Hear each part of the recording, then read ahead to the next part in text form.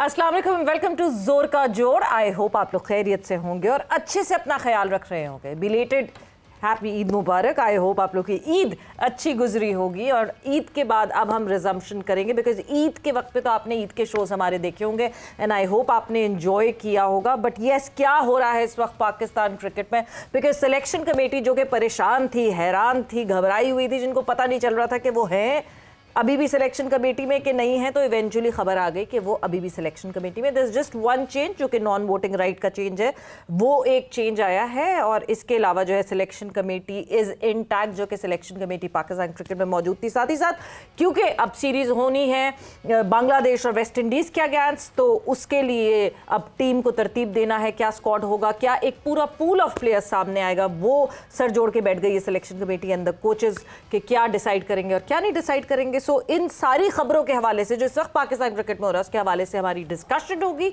मैं हूं सवेरा पाशा और मेरे साथ मौजूद हैं हाफिज मोहम्मद इमरान। और बिल्कुल सवेरा, जैसे आपने जिक्र किया सिलेक्शन कमेटी का, हैरानकुन बात भी है और दिलचस्प भी है कि पाकिस्तान क्रिकेट बोर्ड को अपनी ही सिलेक्शन कमेटी के बारे में एक प्रेस रिलीज जारी करना पड़ा है कि पाकिस्तान क्रिकेट बोर्ड की सिलेक्शन कमेटी अपनी जगह पर कायम और दायम है। हालांकि सवाल ये नहीं हो रहा था, सवाल ये था कि क्या सिकंदर बख्त और सरफराज अहमद सिलेक्शन कमेटी में शामिल किए जा रहे हैं या नहीं किए जा रहे हैं। उनका किरदार पाकिस्तान क्रिकेट बोर्ड अभी तक वाज़ेह नहीं कर पाया है। पाकिस्तान क्रिकेट बोर्ड ने इससे पहले ये नहीं कहा था कि सरफराज, अज़हर अली या फिर असद शफीक को अलहदा किया जा रहा है या अलीम डार को अलहदा किया जा रहा है। तो अपनी ही सिलेक्शन कमेटी पर मीडिया में अदम एतमाद के बाद पाकिस्तान क्रिकेट बोर्ड ने कहा कि नहीं, इन पर एतमाद बाकी है। लेकिन सरफराज अहमद और सिकंदर बख्त का मुस्तकबिल क्या है, वो पाकिस्तान क्रिकेट बोर्ड की सिलेक्शन कमेटी की मीटिंग्स में अगर शिरकत करते रहे हैं तो किस हैसियत में, और आज पाकिस्तान क्रिकेट बोर्ड में वो किस हैसियत में काम कर रहे हैं, ये सवालात ज़रूर हैं जो कि पाकिस्तान क्रिकेट बोर्ड के फैसला साजों के सामने आने वाले हैं। उनके जवाबात जानना ज़रूरी हैं। इसके साथ साथ एक तब्दीली हुई सिलेक्शन कमेटी में, वो जो वीडियो एनालिस्ट हैं वो तब्दील हुए हैं। फिर साथ ही साथ क्या बांग्लादेश के ख़िलाफ़ या फिर वेस्ट इंडीज़ के ख़िलाफ़ जो भी मैचेस पाकिस्तान ने खेलने उसमें क्या तब्दीलियाँ हो सकती हैं, इस पर गुफ्तगू करेंगे। हमारे साथ मौजूद हैं इंटरनेशनल क्रिकेटर जनाब मुजाहिद सैयद साहब, मुजाहिद जमशेद साहब। अस्सलाम वालेकुम मुजाहिद साहब, बहुत बहुत शुक्रिया आपका। हमारे साथ मौजूद हैं क्रिकेट तजज़ियाकार मोहम्मद मोहसिन साहब। हमारे साथ मौजूद हैं स्पोर्ट्स एनालिस्ट जर्नलिस्ट जनाब अब्दुल कादिर ख्वाजा साहब। अस्सलाम वालेकुम मोहसिन साहब और ख्वाजा साहब, आपको भी बहुत बहुत शुक्रिया। खबरें क्या हैं ख्वाजा साहब? खबरें अब सब ईद की गैप की वजह से ना बहुत ज़्यादा हैं और वो सब मैंने जो है वो नोट डाउन की हुई हैं, जमा हो गई हैं बहुत ज़्यादा। एक तो सबसे पहले सिलेक्शन कमेटी की आपने बात की है, तो सिलेक्शन कमेटी जो थी, जब ये एक चीज़ सामने आई है, पाकिस्तान क्रिकेट बोर्ड ने इसको प्रेस रिलीज़ किया है कि ये एक नॉन वोटिंग राइट वाला बंदा जो है वो नहीं है, बाकी सब हैं और उसकी जगह एक नया बंदा शामिल किया गया है। तो सिलेक्शन कमेटी की ना मुताल्लिक साहब आपका फ़ोन कैमरे में नहीं आ रहा, वो रख लें, नहीं जाता वहाँ से नहीं पता लगेगा किसका मैसेज आ रहा है। देखिए वो सिलेक्शन कमेटी जो है आप साहब उसको ना काफ़ी हद तक, ये तो आपने मोबाइल ऐसे छुपाया जैसे पाकिस्तान क्रिकेट बोर्ड सिकंदर बख्त साहब और सरफराज साहब को छुपा रहे हैं। नहीं, ऐसी बात नहीं है। सिलेक्शन कमेटी ना काफ़ी हद तक शशोपंथ का शिकार थी कि उनका रोल बताया जाए कि क्या है क्या नहीं है, क्योंकि काफ़ी खबरें ये गर्दिश कर रही थी कि अज़हर अली और असद शफीक को फारिग कर दिया गया जी। और जो मेरे पास इतला थी, जो मैंने खबर दी थी, उनकी प्रेस रिलीज शाम को आई है। मैंने खबर सुबह दी थी कि पाकिस्तान क्रिकेट बोर्ड ने उनको कहा है कि बिल्कुल काम जारी रखें और किसी किस्म की कोई परेशानी नहीं है। आप लोगों का जो रोल है, जब तक आपको मुकम्मल तौर पर आगाह नहीं किया जाता, आप लोग अपना काम जारी रखें। तो यही सिलेक्टर्स चाहते थे कि उनको क्लैरिटी मिले। अब मिसबाउल हक वाला जो केस है वो भी मैंने खबर दी कि रेड बॉल कोच के लिए, पाकिस्तान टीम के लिए उनका इंटरव्यू लिया गया। अब जब उनका इंटरव्यू लिया गया, उनको डन कर दिया गया। अब डन करने के बाद जो हमें सोर्सेज बताते हैं कि वो उनको एक दफ़ा फिर कहा गया कि आप ज़रा थोड़ा सा सब्र कर लें। अच्छा। तो वो भी इस हवाले से क्लैरिटी मांग रहे हैं कि मुझे बताएं कि आया रेड बॉल के लिए मैं हेड कोच हूँ या नहीं हूँ। अभी तक उनको थोड़ा सा क्लियर नहीं किया गया, ये जो हमें इतला मिली है। दूसरा बांग्लादेश सीरीज। अच्छा, एक एक करके आगे बढ़ेंगे ना। आपने कहा सिलेक्शन कमेटी को क्लैरिटी नहीं थी। मुजाहिद जमशेद साहब, सिलेक्शन कमेटी में कोई शामिल हो और उसको ये वजाहत देना या उसको ये पूछना पड़ता है कि मेरा हैसियत क्या, सिलेक्शन कमेटी का किरदार होता है। देखिए, ये तो खबरें यार हमारे ही चैनल पे चलती हैं, पूरी दुनिया में कभी भी ऐसी बातें नहीं होती कि हर उस क्या कहते हैं, चाहे वो क्रिकेटर हो या नॉन क्रिकेटर हो, उसको अपने रोल का पता होता है और वो अपडेटेड रहता है एवरी टाइम, एवरी डे।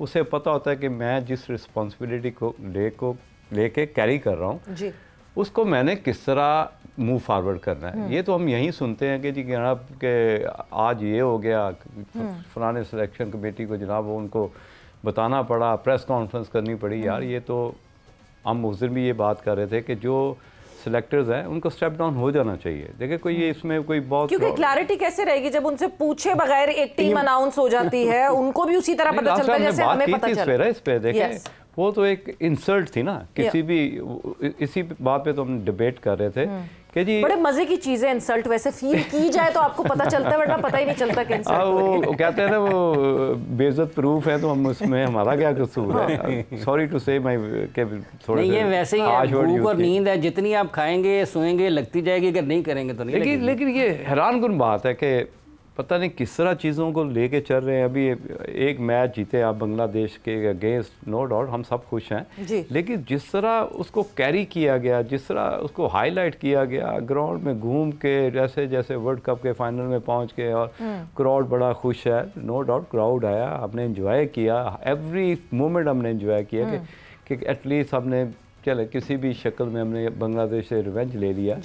लेकिन ये होना नहीं चाहिए था कि एक हफ्ता पहले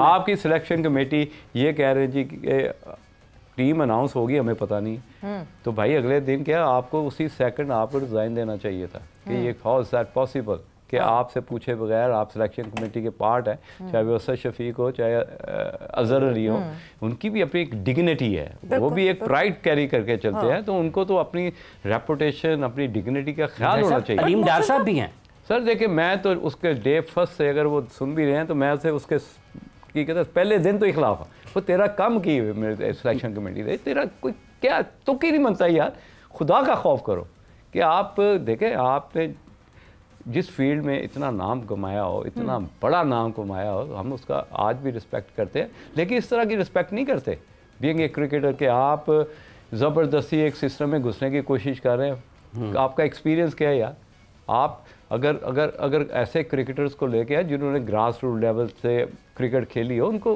वो सारे फार्मूलाज पते होते हैं कि मैंने सिलेक्शन कमेटी में प्लेयर्स को डेवलप कैसे करना है। उस जो ईगल आई है, जैसे हम अक्सर देखते थे कि जब हमारे ज़माने में सलाउद्दीन एक टेस्ट मैच खेले हुए थे, अजहर खान एक टेस्ट मैच खेले हुए थे, लेकिन उनकी ईगल आई थी, उनको पता था कि इनकी जो एक बेंच मार्क है इसको किस तरह सेट करना है, ये 2 से 3 साल का प्लेयर है। तो इस तरह के सिलेक्टर जिनकी ईगल आई हो, प्लेयर की जो क्या कहते हैं पैरामीटर्स, उसको समझता हो और उनको कैरी भी करना आता, वो एक डिस्टेंस कैरी करते थे। आजकल के सिलेक्टर जैसे ही आप टीम से बाहर हुए, आप सिलेक्टर बन गए, वो गैप जो है वो गैप ख़त्म हो गया। और आप एक प्लेयर जिसके साथ खेले हुए उस पर आप किस तरह का प्रेशर डाल सकते हो। आप तो रात को उनके साथ बैठ के खाना भी खाओगे, आप उनके कमरों में जाके म्यूजिक भी सुनोगे, और फिर आप कैसे कह सकेंगे कि बायसनेस नहीं आएगी या आएगी। तो आपको ऑब्वियसली इस पे थोड़ा सा एक ख्याल इस बात का रखना पड़ेगा। बट मोहसिन साहब, आपको लगता है कि एक अजीब ही नशा है पीसीबी की इस कुर्सी में कि लोग कुर्सी छोड़ना ही नहीं चाहते? वैसे पीसीबी की नहीं, सारी कुर्सियों में नशा होता है अजीब सा। होता यह है कि जी अगर आप किसी चीज़ के अहल नहीं है और आपको वो चीज़ मिल जाए तो वो क्यों छोड़ेंगे आप। सबसे पहली तो बात है कि डिग्निटी तो उस सूरत में होती है कि मैं किसी मेरिट पे आया हूँ और फिर मैं डिग्निफाइड तो तब होऊंगा ना कि पहले मैंने वो डिग्निफाइड तरीके से कोई चीज़ अपनी अचीव की हो। तो पहले मैं आ गया हूँ, इत्तफाकन मुझे बाई और किसी भी तरीके से मुझे मिल गई है, तो मैं उसको क्यों छोड़ूंगा। अभी मुजाहिद भाई जो बात कर रहे थे कि उनको रिज़ाइन कर देना चाहिए, बिल्कुल कर देना चाहिए, लेकिन कैसे करेंगे। एक चीज़ उन्हें आउट ऑफ द वे मिली है, भी कर सकते हैं, जुबानी भी कह सकते हैं जी, लिख के भी कर सकते हैं, जुबानी भी कह सकते हैं, वो सूरत में कर सकते हैं, वो सूरत में है कि वो तो सिर्फ जेस्चर भी शो कर दे तो बड़ी बात है, तो वो भी नहीं कर रहे। तो होता ये है कि देख रहे हैं मैनेजमेंट है, एक क्रिकेट हो रही है, पैरेलल एक मैनेजमेंट है जो क्रिकेट को खिला रही है। बिल्कुल, मैनेजमेंट का जो सबसे पहला असूल होता है वो होता है क्लैरिटी। उसमें क्लैरिटी होनी चाहिए कि मेरा एक डिफाइंड रोल है। अब यहाँ ये हो रहा है कि ये बंदा सिलेक्ट करेगा, ये उसको ऑब्जर्व करेगा, और फिर वो अवाम कहती है कि ऑब्जर्व क्यों करेगा, तो वो फिर ये सारी जो कन्फ्यूजन हुई है कि पहले लोगों को अंदर लाया गया, फिर लोगों ने उस पर, प्लेयर्स ने भी उस पर रिएक्ट किया और सब ने कहा कि जी एक बंदा अगर इतने दिन से हमें बुरा भला कह रहा है तब हम ही में से सिलेक्ट करेगा। बंदे तो वही हैं, स्लॉट तो वही है जिनको आप सालों से कह रहे हो कि ये ख़राब है, ये ख़राब है, ये ख़राब है। तो उनको जब बुला के सिकंदर बख्त है या दूसरे लोग हैं, जब बुला के बिठाया गया तो पहले तो डिक्लेयर्ड ही नहीं है कि ये क्यों आए हैं। उन मीटिंग्स में भी गए वो लोग, ठीक, तो जब वो क्लैरिटी के तहत गए नहीं, पब्लिक प्रेशर में या प्लेयर्स प्रेशर, पीसीबी को वैसे ये वजाहत कर देनी चाहिए कि वो सिलेक्शन कमेटी की मीटिंग में शरीक थे या नहीं थे, उनकी राय ली गई या नहीं ली गई, ताकि ये वजाहत हो जाए। ये बिल्कुल पता होना चाहिए। अब ये चीज़ बिल्कुल जो है ना अंडरस्टैंडिंग में सामने आनी चाहिए। मगर कादर एक चीज़ जो कि ऑब्जर्व की गई है in a longer term, not just this tenure, in the longer term PCB के हवाले से, जो पीसीबी पे ज़्यादा क्रिटिसाइज करता है उसको पीसीबी में नौकरी मिल जाती है कि वो खामोश हो जाए। सही है ये बात? ये तो वैसे ये सब गलत जगह पे बॉल चला गया। गलत हो गया। वो आपने अभी एक जुमला बोला है ऑब्जर्व वाला ना, तो उसमें ये जो सिकंदर बख्त और सरफराज अहमद हैं, ये दोनों सिलेक्शन कमेटी का हिस्सा नहीं है। ये ऑब्जर्वेटरी एक कमेटी बनाई गई है, उसका हिस्सा है, जो कि बैठ के ऑब्जर्व करेंगे खामोशी। एग्जैक्टली, जो भी डिसीजन बोलने की इजाजत नहीं, जो भी नहीं, अपनी राय देंगे, अपनी राय देंगे माइक। अच्छा, एक कथा कलामी की बात चाहूँगा, ये वैसे कई मुल्क ऐसे हैं कि आप उनके इमिग्रेशन पे जाएँ ना, तो वो 3-4 लोग साथ बैठे होंगे, वो आपका पासपोर्ट आप एक बंदे को देंगे, उसका काम सिर्फ ये होगा, उसने अगले बंदे को यूं पकड़ा देना है। अब ये वाला जो बंदा है ये अगले बंदे को यूं पकड़ा देगा। तो ये कुछ इसी किस्म की कमेटी है, ख्वाजा साहब के सिलेक्शन कमेटी लिखी आनी है, उसने आगे उसको पकड़ा देनी है। नहीं, इसमें जो अभी सिलेक्शन हुई है, ये जो बांग्लादेश सीरीज थी जी, इसमें ऑब्जर्वेटरी कमेटी जो थी वो काम कर रही थी, और उन्होंने भी अपने 2-3 प्लेयर्स ऐसे दिए थे जो कि चेंज हुए थे, जो हमें सोर्सेज बताते हैं कि उन्होंने अपनी राय दी थी और वो सिलेक्शन कमेटी के पास गई थी, क्योंकि माइक हैसन ने इस वक्त ज़्यादातर कंट्रोल जो है वो सारे बंदों से ज़्यादा माइक हैसन के पास है, अथॉरिटीज़ और कंट्रोल। तो माइक हैसन ने जो स्क्वाड बनाया था, जो चीज़ें हुई थी, जो चेंजेस हुई थी, वो कमेटी के मुश्तरका ताउन की वजह से हुई थी। और देखिए, अब ये 2 बंदे हैं, सरफराज अहमद का सुनने में आ रहा था कि उनको सिलेक्शन कमेटी में शामिल किया जाएगा। ये पाकिस्तान क्रिकेट बोर्ड ने जो एलामिया जारी किया, जो प्रेस रिलीज जारी की, वो इस वजह से की क्योंकि वो एक काफ़ी इदारे जो थे वो गलत खबरें कुछ इस तरह कोट कर रहे थे कि सिलेक्शन कमेटी के जो मेंबर्स हैं उनको फारिग कर दिया गया। तो वो उन्होंने थोड़ी सी उसकी वजाहत करने के लिए सिलेक्शन कमेटी की प्रेस रिलीज जारी की। अलबत्ता उसमें अगर थोड़ा सा कमेटी को खुद भी नहीं पता था। एग्जैक्टली मैंने वही खबर दी थी कि वो थोड़ा सा उनमें शशोपंच थी कि उनको पता नहीं था उनका रोल क्या है, क्लैरिटी नहीं थी। वो जो क्लैरिटी थी वो अब कल जो है वो क्लियर हो गई।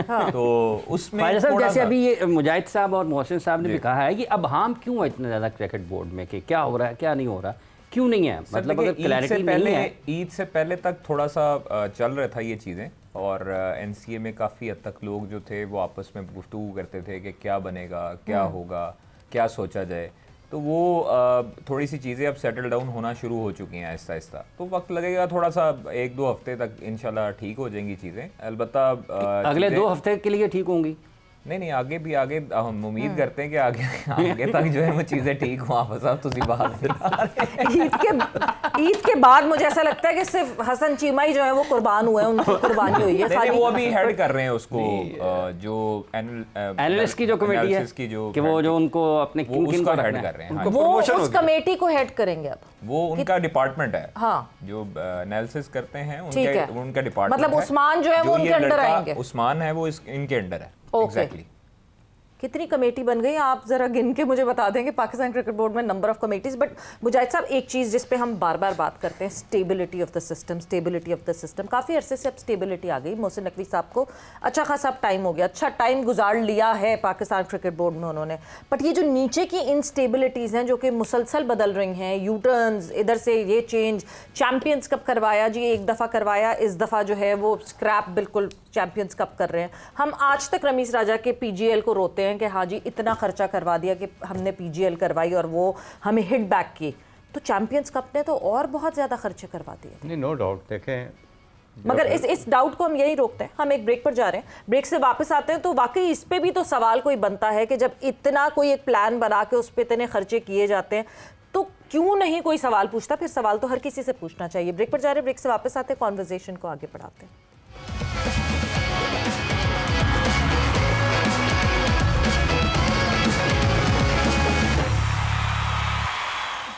एंड वेलकम बैक टू जोर का जोर। डिस्कशन हमारी हो रही है पाकिस्तान क्रिकेट के हवाले से एंड स्टेबिलिटी के ऊपर बात हो रही थी।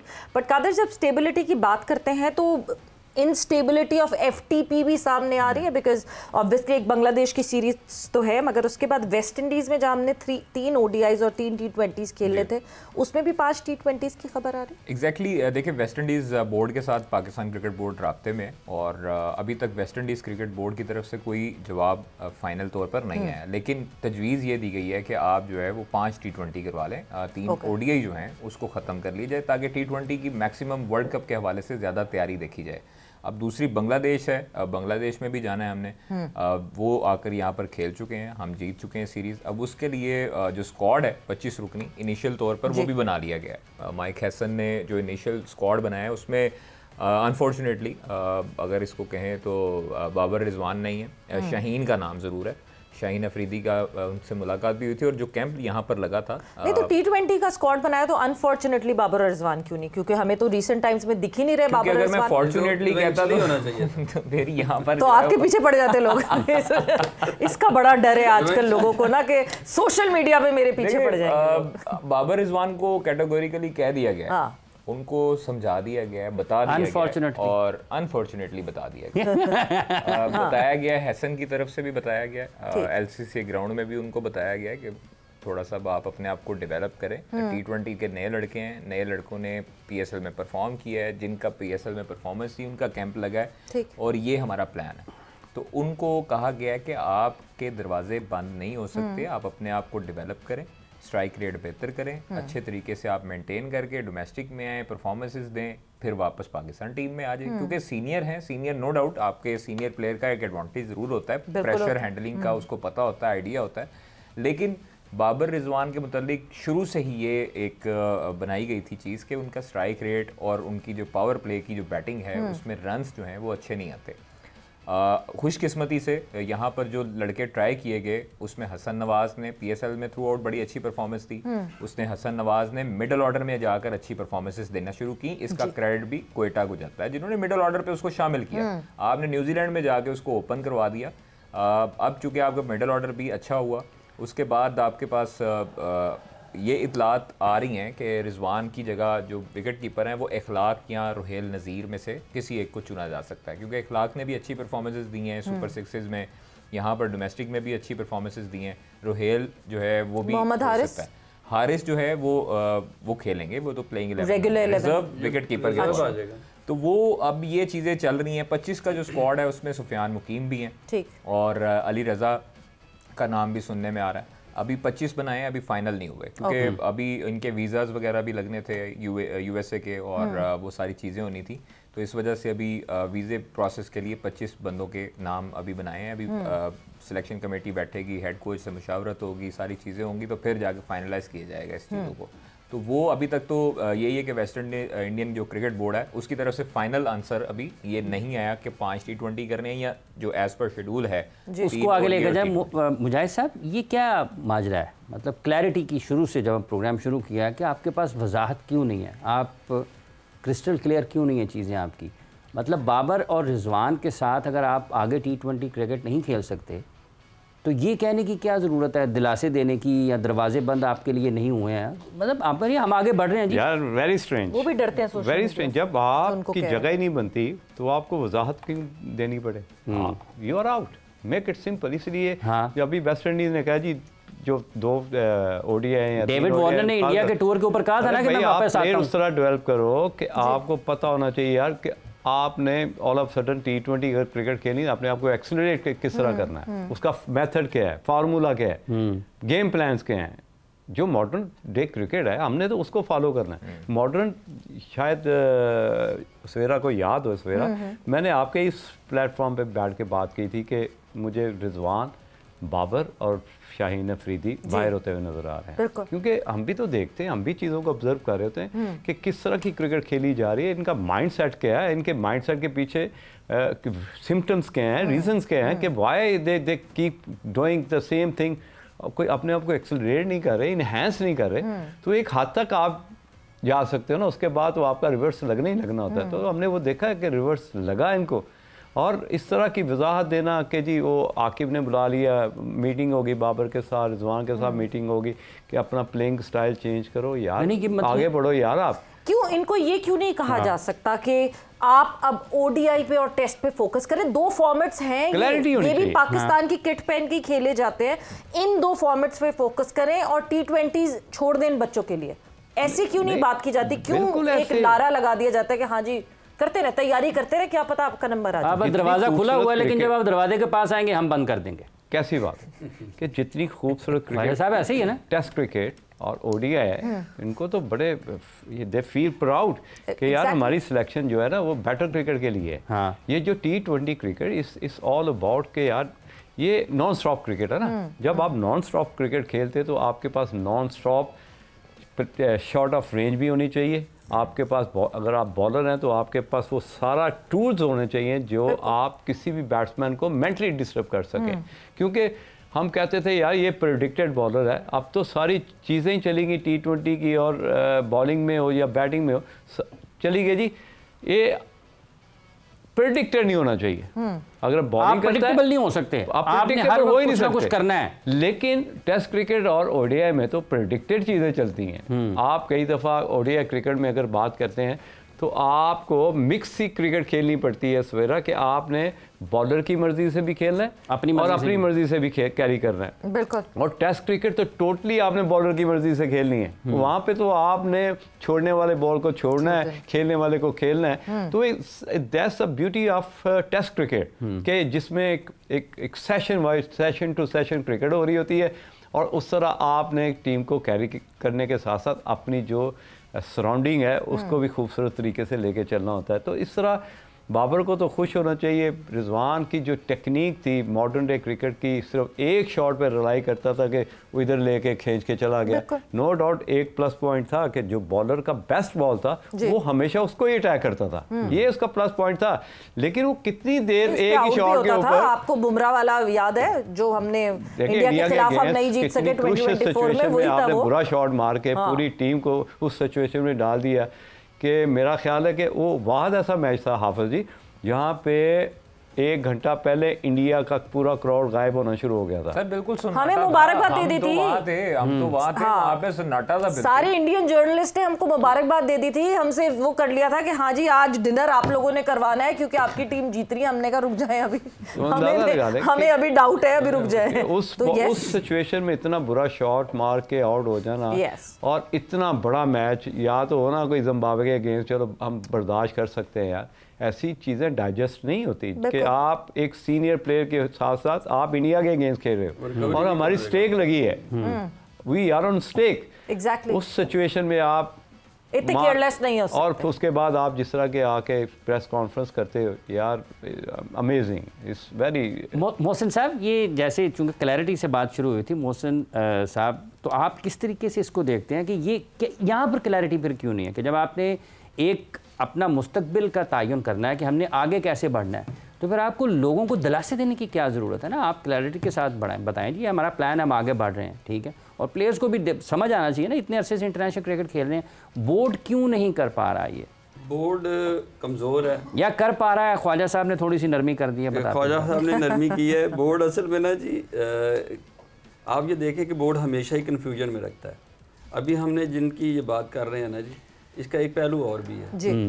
वो पहलू ये है कि आप रिजवान को, और ये कितनी बड़ी कन्फ्यूजन है कि रिजवान और बाबर को, ये तो कोई भी नहीं कह रहा कि वो प्लेयर बुरे हैं, ये तो कभी भी किसी ने नहीं कहा कि जी वो प्लेयर बुरे हैं। They are very good players for one day and test. हम सिर्फ ये कह रहे हैं कि हर बंदे का एक डिफाइंड रोल है, वो बोर्ड बता दे कि भाई आप वनडे के हैं, टेस्ट के हैं। T20 में अगर आप उनको कहेंगे जी आप अपनी टेक्निक को T20 में डालें तो फिर वो वनडे जोगे भी नहीं रहेंगे, कल को वो वनडे भी नहीं खेल सकते। क्योंकि टेस्ट में अगर आप उनको कह रहे हैं कि एक बंदे के पास वनडे की या टेस्ट की टेक्निक ऑलरेडी मौजूद है, आपको उसको डेवलप करना चाहिए, बोर्ड उनको ये क्लैरिटी दे ना कि आप भाई उसको डेवलप करें, हमें आपकी वहाँ ज़रूरत है, वहाँ फोकस करें, वहाँ हार्ड वर्क करें। हम ये कह रहे हैं कि आपको वो तो जो आती है उसको तो आप भूल जाएं, तो आप ना T20 की डेवलप कर लें, हमारे पास पहले भी बंदे मौजूद हैं। अब जो खेलने वाले हैं वो भी कन्फ्यूज़ हैं कि जी कल को ये ना आ जाए, तो आएगा तो किसकी जगह आएगा, तो ये भी तो खिचड़ी पकेगी ना जो खेलने वाले हैं। बिल्कुल।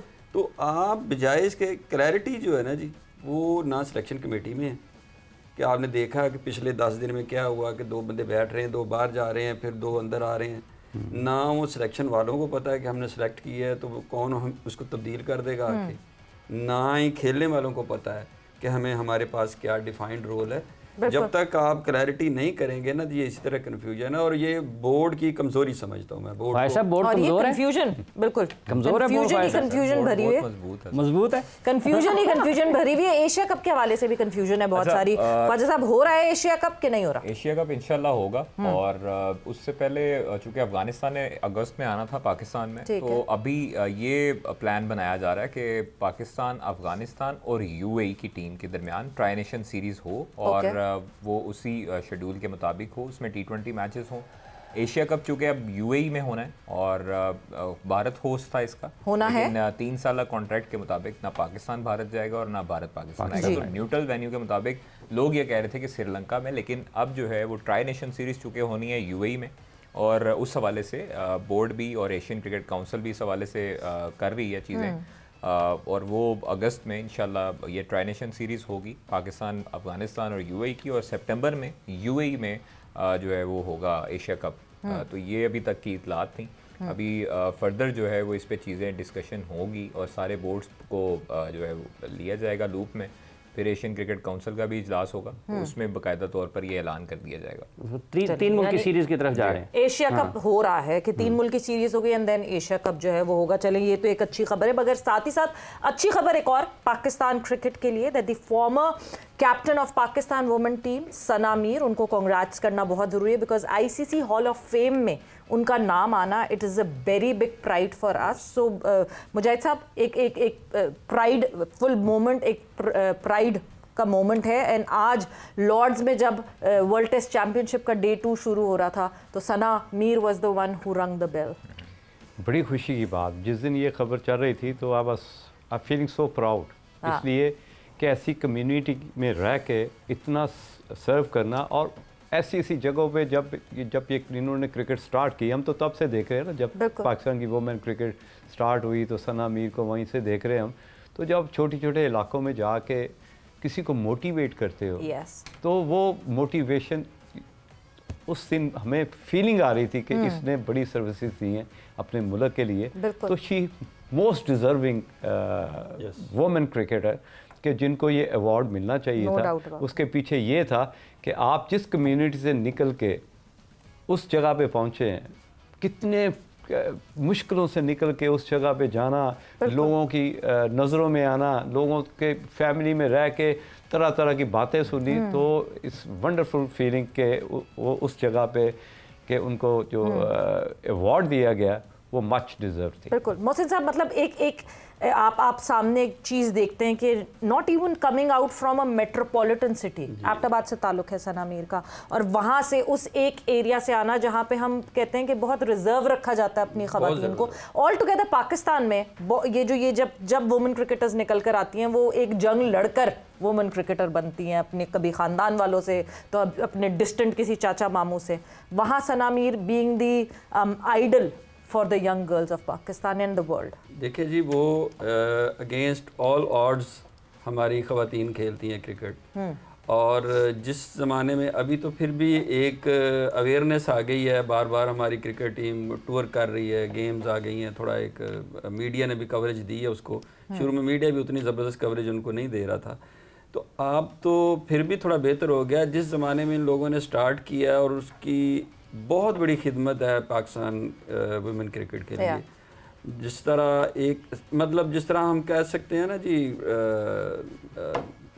मेंस क्रिकेट में शाहिद अफरीदी है, वसीम अकरम है, इमरान खान है, इन लोगों के जिस तरह बड़े रोल हैं, तो ये एक बहुत बड़ा रोल है जो उन्होंने अपनी वुमेन क्रिकेट के लिए किया।